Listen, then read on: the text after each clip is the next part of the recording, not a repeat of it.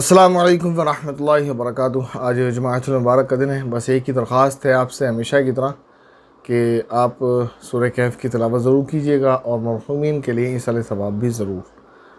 शुरू करते हैं आपके सवालों के जवाबात का सिलसिला। पहला सवाल है हमारे एक भाई का, उनका नाम है मोहम्मद साद। सवाल कर रहे हैं, अस्सलामु अलैकुम मुफ्ती साहब, मैं आपकी वीडियो से वो भूत लिख दिया है, भूत नहीं है, बहुत में बा के बाद जो हा बनता है वो थोड़ा दूसरा वाला होता है, आप ढूंढेंगे कीबोर्ड में मिल जाएगा, इसके अलावा होता है। बहुत मुतासिर हुआ हूँ। सवाल, अगर किसी वजह से मस्जिद लेट पहुँचे और आखिरी रकात मिली तो बाकी नमाज की तरतीब क्या होगी और सना कैसे पढ़ेंगे? अगर आप आखिरी रकात में मस्जिद में पहुँचे हैं तो मिसाल के तौर पर कोई भी नमाज़ ले लें आप, जैसे ज़ोहर की नमाज़ में आप पहुँचे हैं और आखिरी रकात आपको मिली है, 3 रकात आपकी निकल चुकी हैं, तो इस कंडीशन में आपको ये करना है, जब आप सलाम इमाम साहब फेर देंगे और आप खड़े होंगे तो खड़े होने के बाद आपको सबसे पहले पहली रकात में, यानी जो आपकी दूसरी रकात होगी, एक तो आपने पढ़ ली है, ये जो दूसरी रकात आपकी है इसमें आपको खड़े होकर सना पढ़ना है सबसे पहले। उसके बाद आऊज़ु बिल्लाह बिस्मिल्लाह पढ़कर सूरह फातिहा पढ़ना है, फिर बिस्मिल्लाह पढ़कर कोई सूरत पढ़ लेना है। इसके बाद आप रुकू सजदा करके दूसरी रकात ही आपकी हो गई तो आप बैठेंगे इसमें 2 सजदों के बाद। उसके बाद क़ायदा ऊला में आप तशहुद पढ़ेंगे, यानी तहियात, और तहियात पढ़कर आप खड़े हो जाएंगे। तीसरी रकात में आपको फिर सूरह फातिहा पढ़ना है और सूरत भी मिलाना है, और आपको रुकू सजदा करके बैठना नहीं है क्योंकि ये तीसरी रकात है आपकी। और फिर आप तीसरी रकात में यूँ ही खड़े हो जाएंगे। फिर चौथी रकात में आप जो है सूरह फातिहा पढ़ेंगे, सूरत नहीं मिलाएंगे, और उसके बाद रुकू सजदा करके क़ायदा खीरा करेंगे, तहियात पढ़ेंगे, दुरूद शरीफ पढ़ेंगे, और उसके बाद जो दुआ आपको याद हो कुरान करीम की या हदीस से साबित वो पढ़ लेंगे आप, जैसे रब्बना आतिना या अल्लाहुम्मा इन्नी ज़लमतु नफ़्सी। इसके बाद आप सलाम फिर दें, आपकी नमाज़ मुकम्मल हो जाएगी। इसके बाद हमारी बहन गुलाब वाली हैं, उन्होंने सवाल किया है, अस्सलामु अलैकुम मुफ्ती साहब। वालेकुम अस्सलाम वरहमतुल्लाहि वबरकातुहू। मरे हुए इंसान का फ़ोटो रखना कैसा है? अगर ज़रूरत नहीं है तो मुनासिब नहीं है कि रखा जाए। क्या फ़ोटो को नहीं जलाना चाहिए? जला सकते, कोई हर्ज की बात नहीं है। क्या अवाबीन की 2 रकात नमाज़ पढ़ने से हमें 4 रकात नमाज़ पढ़ने का सवाब मिलेगा? मैंने सुना है कि अवाबीन की 2 रकात नमाज़ पढ़ने से 2 रकात अवाबीन और 2 रकात मगरिब की नफिल अदा होगी। मैं हमेशा अवाबीन की नमाज़ पढ़ती हूँ, क्या ये सच है?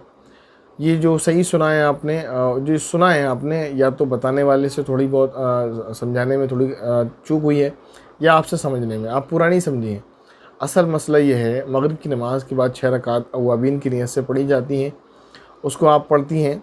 तो उलमा ने लिखा है, अगर कोई किसी वजह से, जैसे जो मगरिब का बाद अवाबीन पढ़ने का पाबंद है, अगर किसी वजह से वो 6 रकात नहीं पढ़ पाता है, सिर्फ मगरिब की नफिल सुन्नत नमाज के बाद 4 ही रकात नफिल पढ़ता है, तो अल्लाह ताला की ज़ात से उम्मीद है अल्लाह ताला उसकी 6 ही काउंट करेंगे, 2 मगरिब भी उसमें भी शुमार होंगी, और मगरिब की नमाज़ का जो सुन्नत है उसका भी सवाब मिलेगा, और अवाबीन भी उसकी 6 पूरी शुमार होंगी इंशाअल्लाह, यानी अवाबीन की नमाज़ उसकी शुमार होगी। बहरहाल, इसके बाद इनका चौथा सवाल है, सोने से पहले 21 मरतबा बिस्मिल्लाह पढ़ने से हम जितना सांस लेंगे उतना ही हमें सवाब मिलेगा? क्या ये अमल दिन में सोने से पहले भी कर सकते हैं?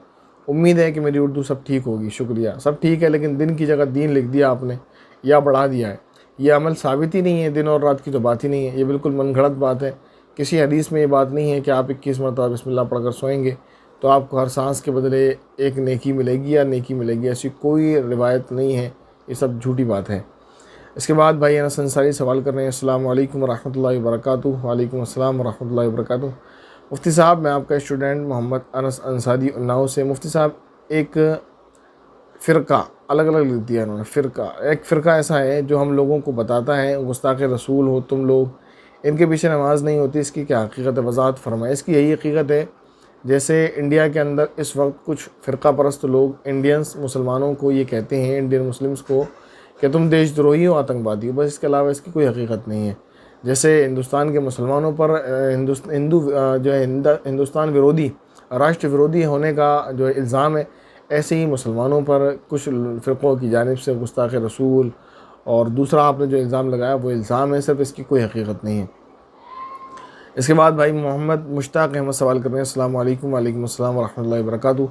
इमाम के पीछे नमाज में तहियात में निगाह कहाँ रखना चाहिए? नेक्स्ट सवाल, बग़ैर इमाम के निगाह कहाँ रखना चाहिए? इमाम साहब हों या ना हो, निगाह आप अपनी गोद में रखें, अपने दामन पर। इसके बाद भाई सलमान अली सवाल कर रहे हैं, मुफ्ती साहब अस्सलाम वालेकुम वरहमतुल्लाहि वबरकातुहू। वालेकुम अस्सलाम वरहमतुल्लाहि वबरकातुहू। मैं सलमान अली मंगलोर से, अगर नमाज़ पढ़ते हुए टोपी उतर जाए तो क्या नमाज नहीं होगी? और कुछ लोग कहते हैं कि नमाज में टोपी उतर जाए तो एक हाथ से ओढ़ लेना चाहिए, आप बताएं क्या करना चाहिए? नमाज़ पढ़ते वक्त टोपी उतर जाए या बिना टोपी की नमाज़ पढ़ेंगे नमाज़ हो जाती है, ऐसा नहीं है कि नमाज़ नहीं होती। बिना टोपी के जानबूझकर नमाज़ पढ़ेंगे तो फिर ये बुरी बात है, और अगर टोपी के बगैर आप नमाज़ पढ़ते हैं महज सुस्ती और काहली की वजह से, तब भी खिलाफ सुन्नत है। लेकिन अगर नमाज़ पढ़ते हुए टोपी गिर जाती है तो इसमें कोई गुनाह की बात नहीं है, और एक हाथ से उठाकर पहन सकते हैं। लेकिन जब आप सजदे या कायदे की हालत में हो, खड़े हुए हैं, उस वक्त टोपी नहीं उठाना है, फिर तो नमाज़ फासिद हो जाएगी। ऐसे ही रुकू में टोपी उठाकर नहीं पहनना है, बल्कि जब आप सजदे में हो तो टोपी को एक हाथ से उठाकर पहन लेंगे, या आप कायदे उला में या खीरा में बैठे हुए हैं तो आप टोपी को उठाकर पहन लेंगे बस। दूसरा सवाल यह है कि मेरी 10 साल की नमाज़ छूटी हुई है, क़ज़ा नमाज, नफिल नमाज और सुन्नत की जगह पढ़ सकते हैं? आप सुन्नत मुअक्कदा पढ़ने के बाद जो सुन्नत गैर मुअक्कदा पढ़ते हैं वो ना पढ़ें, क़ज़ा पढ़ लें। इसी तरह नफिल पढ़ते हैं वो ना पढ़ें, क़ज़ा पढ़ लें, तो ये कर लें आप, तो ये तो जायज़ है, बिल्कुल कोई हरज की बात नहीं है। लेकिन सुन्नत मुअक्कदा ही छोड़ दें आप तो ये बिल्कुल गलत बात है, गुनाह है। तीसरा सवाल इनका ये है, सुरमा आँख में डालने का कोई बेहतरीन सा नाम बताएं सुरमे का। स्मिथ सुरमा आप ले लें, लेकिन याद रहे वो स्मिथ सुरमा स्मिथ ही हो, मिलावट वाला ना हो। इसके बाद इनका दूसरे कमेंट में सवाल है, जब हमारे किसी के यहाँ से दावत आती है एक आदमी की और वो ना जाना चाहे तो उसकी बदल कोई और जा सकता है? देखें, ये बेहतर नहीं है। ये तो गैरत के भी ख़िलाफ़ है कि दावत मेरी आई है, मैं नहीं जाना चाह रहा, उसने मुझे दावत दी थी, ये तो नहीं कहा था कि आपको दावत है आप नहीं आए तो किसी और को भेज दें। और ये अच्छी बात मालूम नहीं होती, किसी ने मुझे दावत दी है तो मुझे कोई उज़्र है, मैं नहीं जा रहा, मेरी जगह कोई और जाए खाने के लिए, तो समझ नहीं आता। उसने दावत मेरी की है, ये तो दावत नहीं की है साहब कि आपके नाम की 2 रोटी और 2 बोटियाँ हमने बनाई हैं, वो आपको खाना है, आप नहीं खाएंगे तो किसी और को आकर खाना है। तो मेरे हिसाब से दुरुस्त मालूम नहीं होता कि अपनी जगह किसी को भेजा जाए। हाँ, अगर भेजना चाहते हैं तो आप इजाज़त ले सकते हैं, भाई मैं नहीं आ रहा हूँ, मेरी जगह मैं अगर चाहूँ तो फ़लाँ को भेज दूँ, अगर आपकी इजाज़त हो तो वहाँ तक तो बात समझ आती है। या अगर ऐसी दावत आती है जैसे फैमिली मेम्बर्स में से आती है, उसमें कार्ड में सिर्फ ये लिखा होता है एक आदमी की दावत, या जिस तरीके से भी, तो उसमें कोई ख़ास नहीं होता, कोई भी जा सकता है। वालिद साहब चले जाएँ, वालिद साहब ना जाए तो उनकी जगह भाई चला जाए, उनका बेटा, वो ना जाए तो उससे छोटा बेटा, तो फैमिली में से कोई भी जा सकता है। आप अपनी जगह दोस्त को भेजें या दोस्त की जगह आप जाएँ, या अपनी जगह महल्ले के किसी बंदे को भेजें, ये मुनासिब मालूम नहीं होता। इसके बाद दूसरा सवाल है, मुफ्ती साहब 786 की क्या हकीकत है? कोई हकीकत नहीं है इसकी, ये थोड़ा सा नाजायज़ भी नहीं है 786 लिखना, लेकिन बेहतर नहीं है। ये बिस्मिल्लाह के नंबर्स हैं, ये एक अलग इल्म है, इल्मुल आदात जिसको कहते हैं, उसके चक्कर में नहीं पड़ना है। बहरहाल ये कि अगर कोई बिस्मिल्लाह की जगह 786 लिखता है तो ये नाजायज़ तो नहीं है, लेकिन बेहतर नहीं है। अगर कोई यही मामूल बना लेता है कि 786 ही लिखना है तो फिर ये नामुनासिब बात है। बिस्मिल्लाह ही लिखता है, सुन्नत यही है कि बिस्मिल्लाह लिखी जाए, इब्तिदा बिस्मिल्लाह ही से की जाए, और हमेशा अपने ख़त के शुरू में 786 लिखना या इस तरह से करते रहना, ये नामुनासिब अमल है, ऐसा नहीं करना चाहिए। आज तक नबी करीम सल्लल्लाहु अलैहि वसल्लम से बुज़ुर्गान दीन तक ये साबित है, उलमा इकराम आज तक बिस्मिल्लाह ही लिखते हैं अपनी हर किताब के शुरू में, अपने हर ख़त के शुरू में। नबी करीम सल्लल्लाहु अलैहि वसल्लम ने कुफ़ार बादशाहों को भी जो ख़त लिखे थे उनको भी बिस्मिल्लाहिर्रहमानिर्रहीम लिख कर ही ख़त लिखे थे, तो बिस्मिल्लाह लिखी जाए। लेकिन फिर भी ये कहा जाएगा कि अगर कोई 786 लिखता है तो उसको ये कहना कि गुनाह है, हराम है, या ये नंबर है जो बातिल देवी देवताओं के, इस तरह के, तो ये बिल्कुल बेअसल बात है। बहरहाल ये कि 786 के चक्कर में ना पड़ें आप, बस आप बिस्मिल्लाह लिखें जहाँ लिखना है। इसके बाद भाई अनस अंसारी सवाल कर रहे हैं, अस्सलाम वालेकुम वरहमतुल्लाहि वबरकातुहू। वालेकुम अस्सलाम वरहमतुल्लाहि वबरकातुहू। मेरा क्वेश्चन ये है, अज़ान हो रही हो और वज़ू भी कर रहे हो तो क्या अज़ान का जवाब देना लाजमी है? मैंने इससे पहले भी शायद एक कमेंट में इसका जवाब दिया था कि वज़ू करते वक्त अगर आप वज़ू की दुआएं पढ़ रहे हैं तो फिर ज़रूरी नहीं है कि आप अज़ान का जवाब भी दें, क्योंकि आप दुआएं पहले से पढ़ रहे हैं, ज़िक्र कर रहे हैं। लेकिन अगर वज़ू करते वक्त आप वज़ू की दुआएं आपको याद नहीं है या आप पढ़ नहीं रहे हैं तो अज़ान का जवाब दे दें, कोई हर्ज की बात नहीं है। लेकिन अगर नहीं भी देंगे तो गुनाह नहीं होगा। इसके बाद सवाल है भाई सफ़वान साहब का, सवाल कर रहे हैं, अस्सलाम वालेकुम मुफ्ती साहब। वालेकुम अस्सलाम वरहमतुल्लाहि वबरकातुहू। मुझे वज़ू के बाद और आम हालत में भी ऐसा महसूस होता है कि हवा खारिज हो गई है, ना मुझे पूरा यकीन होता है, ना ही आवाज़ आती, ना ही बदबू, क्या हुक्म है? कुछ भी नहीं, आपका वज़ू बाकी है, परेशान ना हो आप। इसके बाद मोहतरमा शगुफ्ता शाहीन साहिबा सवाल कर रही हैं, अस्सलाम वालेकुम भाईजान। वालेकुम अस्सलाम वरहमतुल्लाहि वबरकातुहू। मेरा सवाल है, नमाज़ पढ़ते वक्त सर्दी ज़ुकाम की वजह से नाक से पानी गिर जाए तो वज़ू टूट जाता है? इससे वज़ू नहीं टूटता। नंबर 2, नमाज़ पढ़ते वक्त बार बार हाफ़ी आए तो नमाज़ सही होगी नहीं? हाफ़ी से क्या मुराद है, मेरे समझ नहीं आया।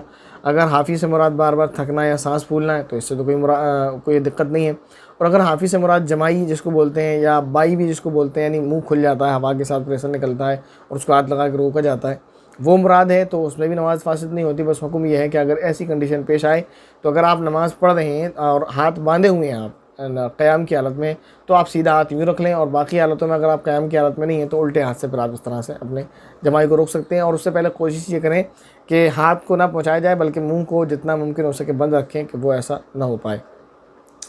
इसके बाद इनका सवाल है, घर में फ़्रेम लगाना कैसा है जिस फ्रेम में कुरान की आयत लिखी हुई हो? कुरान आयतों से दीवारों को सजाना, कमरे को सजाना कुरान करीम की बेअदबी है।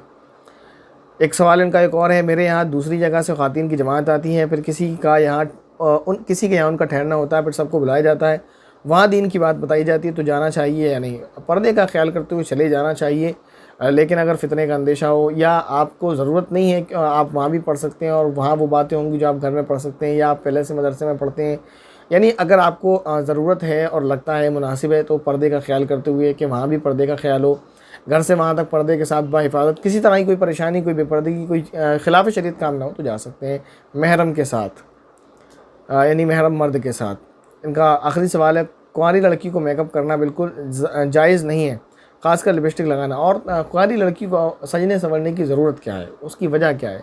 क्योंकि ज़ीनत और ज़ेब ज़ीनत का जो इख्तियार करना होता है ये तो शौहर के लिए है। अगर आप अपने आप को जो है इसीलिए इसी में लगे रहेंगे शादी से पहले ही कि बनाओ श्रृंगार करना, मेकअप में टाइम बर्बाद करना, किसके लिए है? वो समझ से बाहर है। तो नाजायज़ तो नहीं कहा जाएगा, नाजायज़ है, लेकिन अगर गैर महरम को दिखाने के लिए या ये लोगों को बावर कराने के लिए कि मेरे पास पैसा है और मैं इस क्वालिटी की जो है लिपस्टिक लगाती हूँ और मैं इस तरह का मेकअप करती हूँ और मैं बहुत बन समझ कर रहती हूँ, तो अगर किसी को दिखाना है तो ये भी गुनाह है, और अगर गैर महरम को दिखाना तो ये तो बिल्कुल सरासर हराम है और बहुत ही बड़ा गुनाह है। बहरहाल ये कि नहीं करना चाहिए, लेकिन अगर कोई अपने ही लिए बस वैसे ही अपनी दिल की खुशी के लिए लगा ले तो नाजायज़ नहीं है। इसके बाद भाई नाज़िर अहमद सवाल कर रहे हैं, और ये शायद इस कमेंट बॉक्स का आखिरी सवाल है। सवाल इनका, अस्सलाम वालेकुम मुफ्ती साहब। वालेकुम अस्सलाम रहमतुल्लाहि व बरकातुहू। अलार्म में म्यूज़िक लगा सकते हैं क्योंकि वो बहुत तेज़ बजता है, फिर तुरंत उठकर बंद कर दें, तो क्या है ये जायज़ है? शुक्रिया। कोई अज़ान वगैरह लगा लें, इस तरह की बहुत सारी ट्यून्स आती हैं, रिंगटोन जिनकी आवाज़ बहुत ज़्यादा तेज़ होती है, तो उसके लिए मैं नहीं समझता कि ज़रूरत हो कि आप गाना ही लगाएं, तो ये दुरुस्त नहीं है। कोई बहुत सारी नॉर्मली जो ट्यून्स होती हैं मोबाइल के अंदर वो भी लगा सकते हैं आप। इसके बाद एक भाई हैं, उन्होंने सवाल ये किया है कि शराब छुड़ाने का कोई तरीका बता दें। तो उसके लिए ये कहा जाएगा कि पहले आप एक्सपर्ट डॉक्टर, अच्छे डॉक्टर से मशवरा लें और उनसे कहें, वो आपको जो है किसी तरह कोई तरीका बताएंगे, वो आपको दवा वगैरह देंगे। आपको उससे मुराद ये है कि मतलब जिसके लिए आपको चाहिए, तो उससे इंशाल्लाह उनको आराम मिलेगा। इसके अलावा ये है कि कुछ दुआएं आपको पढ़ने के लिए बताई जा रही हैं, वो आप करें। सूरह माइदा की शायद आयत नंबर 100 है, ऐसे तो मैं कंफर्म नहीं कहता, लेकिन यही है शायद सूरह माइदा आयत नंबर 100, तो वो आप पढ़कर उसको पानी पर, चाय पर, हर पीने वाली चीज़ पर दम कर कर पिलाएँ। वो आयत है, मैं आपको पढ़कर सुना दे रहा हूँ। कुल ला यस्तविल खबीस वत्तय्यिब वलौ अअजबक कसरतुल खबीस फत्तकुल्लाह या उलिल अलबाब लअल्लकुम तुफ्लिहून। ये आयत है, ये आयत हर पानी की, दूध, चाय वगैरह हर चीज़ पर पढ़कर आप उनको पिला सकते हैं। इसके अलावा घर के तमाम अफराद के लिए करने का काम यह है कि 24वें पारे की पहली सूरत है सूरह मोमिन, इसकी 3 आयतें हामीम से लेकर 1, 2, 3 जो 3 आयतें शुरू की हैं, ये पढ़कर हर खाने पीने की चीज़ों पर पिलाएं। उसके साथ साथ उसके ऊपर दम करते रहें और उसको भी ये दुआ करा दें। अगर वो वाकई ये छोड़ना चाहता है तो इंशाअल्लाह अल्लाह ताला उसकी इसमें मदद फरमाएंगे और इस बीमारी से वो महफूज हो जाएगा। अल्लाह रब्बुल इज़्ज़त से दुआ है। उम्मीद करता हूँ जितने सवालात आपके लिए गए, उनके जवाब जो आपको दिए गए वो आपके समझ आए होंगे। अगर किसी का कोई सवाल रह गया, कोई कमेंट, कोई डाउट है ज़हन में, तो कमेंट ज़रूर कीजिएगा। अस्सलाम वालेकुम व रहमतुल्लाहि व बरकातुहू।